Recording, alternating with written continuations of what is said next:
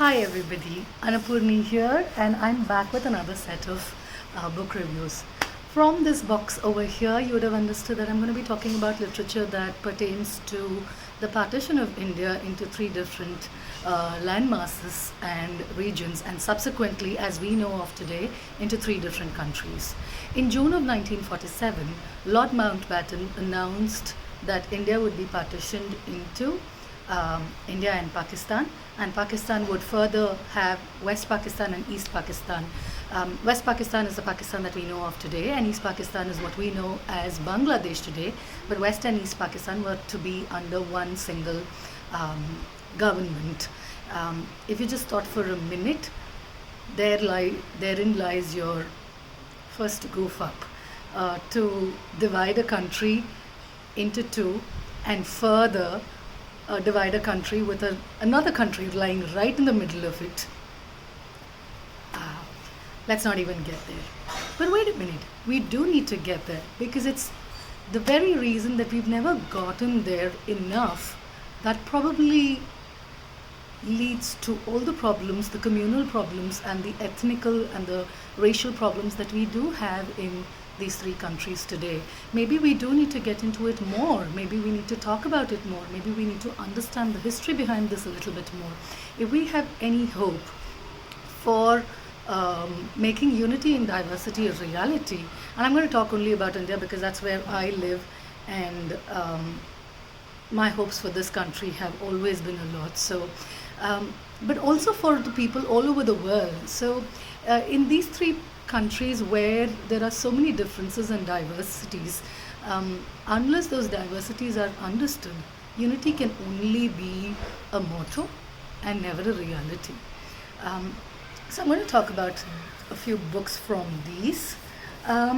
Last year, in my urge to understand partition more and the people affected by partition, that's when I decided to read more on this.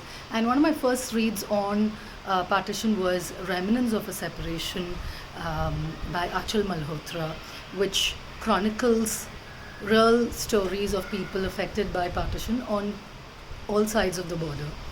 That is from Pakistan, India, and Bangladesh. I urge you to read that book. My other read was The Night Diary by Veera Hiranandani. I don't have the book with me over here now, somebody's borrowed it. But I really, really, really love that book. That book is written from a child's perspective. A girl who writes every night into her diary. She lives on the side of Pakistan, a Sindhi girl, and then coming from a well-off family, but then later on, as partition becomes more of a reality and violence escalates, the family decides to leave for India, and she continues to write about her journey to India. They walk to India actually. It's a beautifully written book. It's a young adult book, so teenagers out there, do pick it up to know more about it. Having spoken about books from a child's point of view, other books that I have over here, this is cumbersome to pick up, but yeah, is this particular book called Ice Candy Man. Those of you who've seen Deepa Mehta's Earth will know a little bit about the story, but do read the book further to understand more about partition. Bapsi Sidhwa in this book writes about, again from a child's point of view, a disabled child's point of view, about how she sees the effects of partition on different people, especially her house helps. That's what the story revolves around, and people in her life, how people who were friends are then instigated to violence against one another, and violence of an intensity and cruelty that is sometimes not understandable at all. What pushes us to that kind of violence, especially towards people that we know and we love? Do read this book. You can see that this is a new copy for me because I already have another copy, and that's the one that I read, but I wanted this box collection, so this came along with this. The other book I'm going to talk about is a a very, very famous book on partition called A Train to Pakistan, Train to Pakistan by Kushwant Singh. And Kushwant Singh sets a story in a village called Mano Majra.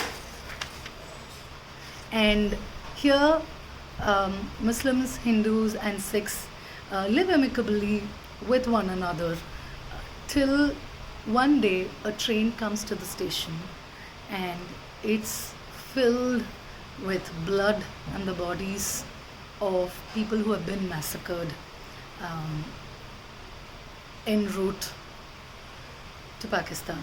And that sets off a whole lot of incidents within this peaceful village. Now, when you read articles and essays and biographies and histories based on partition, you will see that this is true, that there were a lot of pockets where people from these three communities were living calmly, but were later instigated towards violence.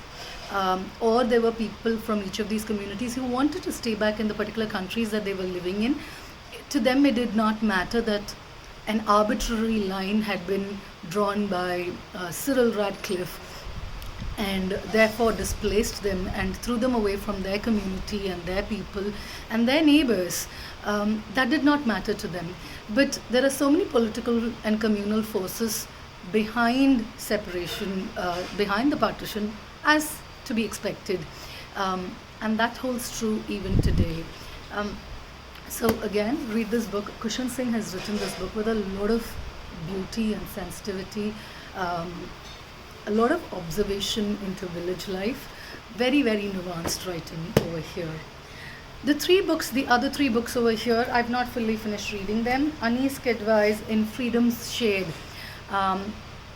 This is a biography, this is an autobiography, and in this book, Anis Kidwai speaks about how it was when she was working in the camps in Delhi post-partition. What happened in the camps? She speaks about the brutality between communities. She speaks about the corruption of the government and the police force. She speaks about how neighbors turn on one another and rarely also side with one another. And she speaks about how a group of people came together to give succor to the refugees of partition, people who were waiting to board the train to Pakistan. And this saga goes on for more than a year. Even after a year of partition, there are still people waiting in the camps to actually board the train to Pakistan.